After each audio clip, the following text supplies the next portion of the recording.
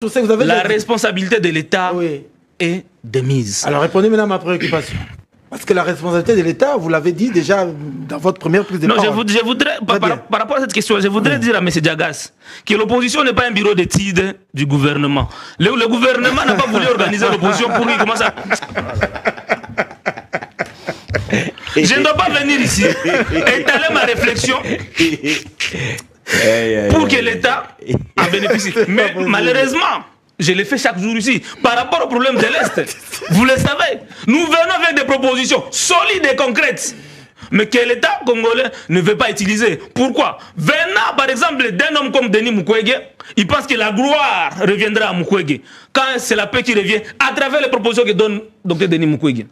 Et pourtant la gloire reviendra au pays, à la RDC, et non pas à l'individu Dr Denis Mukwege. Combien de fois l'opposition a donné toujours des propositions, des solutions à des problèmes? Moi, j'avais donné une proposition. Allez. De construire, n'est-ce pas, certains ministères, certaines activités principales à Kinshasa ici, et de les renvoyer à l'est de la ville. Et cela, ça va changer la dynamique de la population. Aller, au lieu d'aller dans un sens unique, on aura maintenant le sens contraire. Beaucoup de gens vont commencer à aller soit à l'est ou bien à l'ouest vers Mitendi et consort.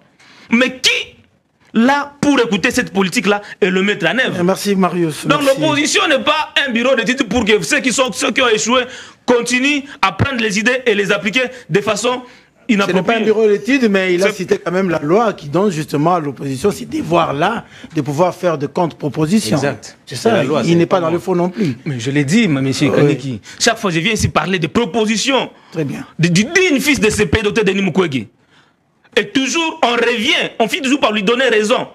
Mais le gouvernement de Kinshasa n'arrive toujours pas à l'appeler pour dire non, monsieur, vous avez donné des propositions qu'on n'a pas si capitalisées. Voilà que nous revenons sur la même case. Très bien, Marius Moubalama, mais vous n'avez pas répondu à ma préoccupation. Est-ce que vous n'êtes pas en mesure de relever la responsabilité de l'individu, l'homme congolais? Parce qu'au-delà du gouvernement, au-delà du gestionnaire, il y a le Congolais qui ne doit pas aller à Harvard pour savoir qu'il ne faut pas s'acheter une parcelle sur un terrain. Allez, on va dire, dans un cimetière quand même. Monsieur Kaniki, tous les gouvernements qui sont passés ont impacté négativement sur l'homme congolais.